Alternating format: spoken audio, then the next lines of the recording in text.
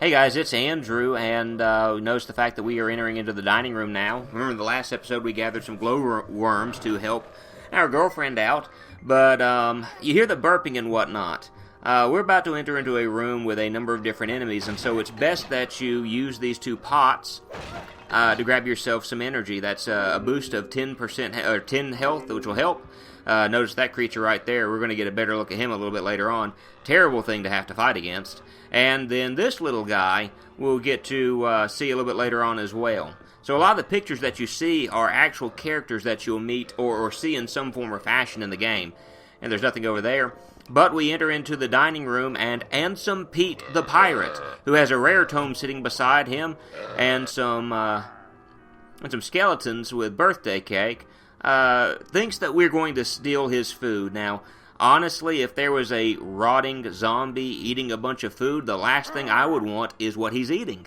But he calls out to the skeletons and tells them to keep the food coming, but he sends one zombie after us, which is just fine. One zombie. Now, these guys are at a high health, and so slight difficulties. Take a quick step back if something like that appears out in front of you. You don't want to be dealt double damage. But these guys, for the most part, are somewhat simple, and if you can keep them off, you can knock them off their feet, they're relatively easy to defeat after that. Well, having seen how strong I am in battle, Ansem Pete decides that he's going to send more after me. And so the door locks and the challenge begins. I have to defeat the pirates and Ansem Pete in order to progress any further.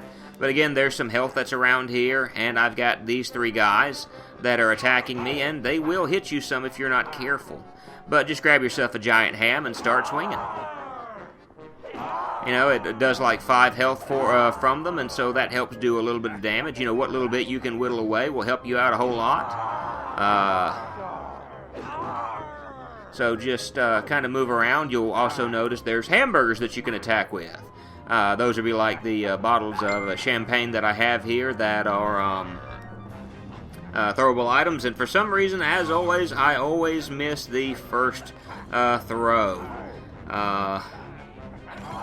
And by the way, if you get hit by a weapon, as we notice more zombies, but also the fact that I did not realize that so quickly, but I made some of the skeletons angry. If you're able to go without attacking the skeletons and you defeat all the zombie pirates without attacking them, the skeletons will actually join your side and attack Ansem Pete. I did not luck out this time around, but hey, you got to make do with what you've got. That one zombie looks like he's got a pepper grinder, it looks like, and he's not afraid to use it. But if you're very careful, you're going to be able to defeat the skeletons quite easy. Remember, they don't have the most health. It's the zombie pirates that you're going to have to worry about. And once you defeat a number of enemies, yeah, you get a whole lot more of the zombie pirates. And so you've got to be very careful about how you go about this. They can easily mess you up. I would save the invulnerability for this point, because of the fact that you're able to kind of run in the midst of them and do attacks and things of that nature and do damage. But do keep in mind that the invulnerability only lasts for a few seconds. And so once it's gone, that's it. You're going to start getting beat up. And you notice the fact that I didn't pay attention to that. But look how many of the zombie pirates I walked through before then. I mean, look how many of them I just kind of, I walked through them. I pretty much destroyed them. So make use of that and just run in swinging. I took out one of the other skeletons and kind of looking for weaponry. Throw a giant cake at him if I can and do harm to at least 2 of them. But yeah, if you can get them knocked down and get a couple of hits in like that, that's going to help you out a whole lot. And also keep in mind the fact that you can get them to attack each other, and they're going to do damage to each other. So that's going to help you out a whole lot in the long run. Try to knock them down. Try to get them to attack each other, and just will them away. You notice the fact I didn't have too much trouble. But also I noticed something else that would have been very helpful at the beginning. You look just behind this potted plant. freeze ghoulies. So I decided, instead of allowing Handsome Pete the opportunity to attack, I'm just going to freeze him and attack him. Because after having to deal with all of that, I deserve this. And so I'm just going to kick him. And kick him.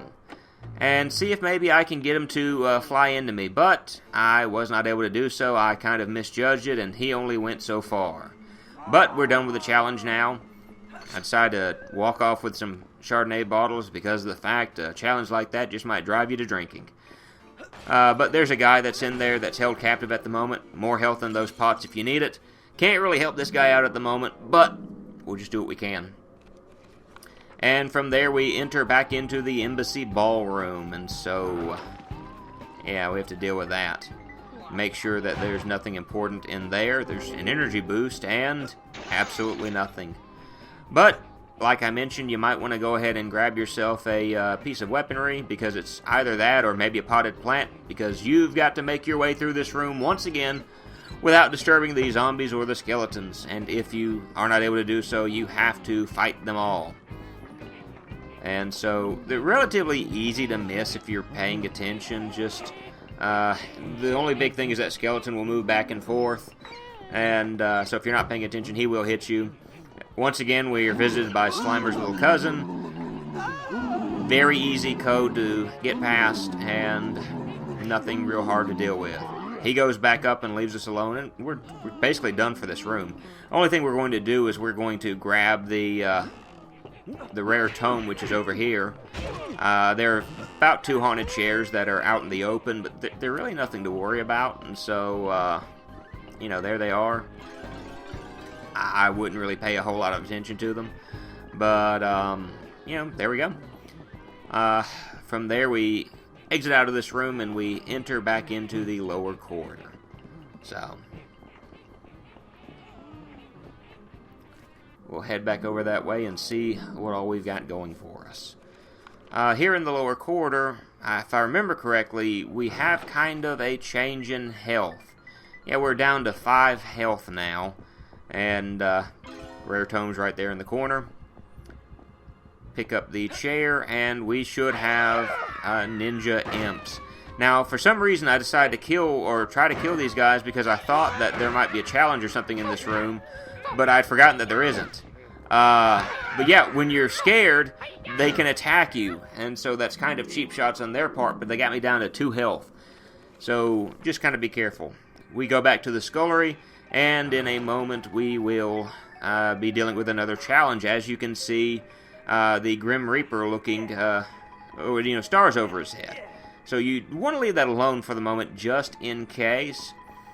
But, notice the little imp that we can kick. Sometimes your rare tomes are found hidden in items, and so I'm kind of making sure of that, because this was the room where it was hidden in a water container. But I'm just trying to break everything I can just to make sure of that. And as I enter in, there are 2 zombies. Now, what we have here is another challenge. You are to kill these zombies, but you cannot attack the imps. And you may be going, well, there are no imps here at the moment, so what are you talking about? Well, we're going to find out about the imps in just a moment. We're actually going to be introduced to the Grim Reaper. So, what we've got going on here is, simple stuff. You've got the 2 zombies here, and you got the rare tome on the counter. I decided to go ahead and start attacking this zombie, and when I swung, I broke the water container, and out came an imp, and I accidentally elbow dropped the imp. Well, this brought out the Reaper who played a riff and began walking towards us. You noticed that his hand went up, and his hand began to kind of a sparkle, if you will. Well, when it does that, it's a one-hit kill. That's why I went ahead and grabbed that one item, and it made the Reaper dizzy, as you can see here. And that's not a really good place to be as far as if this item were to wear off. But you see he's dizzy right now. Everything around him becomes gray. And I'm giving him just a moment to move closer to me, but he's going to walk to you slowly. He's going to stick his hand out, and you're able to really run away from him, but, as fair warning, he slowly speeds up over time, and he will do damage to you. Or not really do damage to you, but kill you in one hit. Well, that brings us up to the kitchen area once again, as Soup Swill takes the glowworms from us, and she puts it in the concoction, and now we have to find a giant egg, which is in the chicken shed at the old farm. And she's going to mark on our maps where it is located. We're going to be introduced to, again, a whole lot of different enemies, and we have the pleasure of fighting against another zombie pirate. But again, I spend a few moments here trying to figure out, or actually in a few moments I'm going to spend a moment trying to figure out where the tome is. You notice he put down his cutlass and was trying to reach for something. When they do that, what they're trying to do is they're trying to reach into the ground and pull up a treasure chest out of the ground. If you allow them to do that, they are going to throw said treasure chest at you, and it's going to do damage to you, a lot of damage. And so you're going to want to try to avoid letting him do that. Again, I end up wandering around and trying to find the tome to see if it might be hidden down here. The cool thing about that is, if he sets down the tome, set down the cutlass, notice I picked it up and I used it to my advantage, and I killed him rather quickly. And so, just, something to keep in mind whenever you're fighting against one of those zombie pirates. If he drops the cutlass, pick it up and start swinging, that's going to do you a lot of good. And so again, I waste a little bit of time trying to find the tome, and not able to do so. I'd really like to be able to do so, but or like to be able to do so faster. But I'm going to find it in just a second, so I'm not really going to skip past this, because right there it is on the counter, and then I head to the next room within the house. You notice it looked like it was surrounded by ice at that moment, and so it might be a place that's a little bit cold for us. Maybe it's something that, hopefully Cooper can stand it, but we're going to head into the freezer. And so yeah, it's the where they keep the food refrigerated, and the door is open wide. Now you have some options here. You can try to break down the doors to see if the tome is in there, and in the process you're going to release a group of enemies. Possibly, I believe, some mummies and some zombie pirates, or you could just grab the tome which is there on the counter and then leave. Because there's no challenge in this room.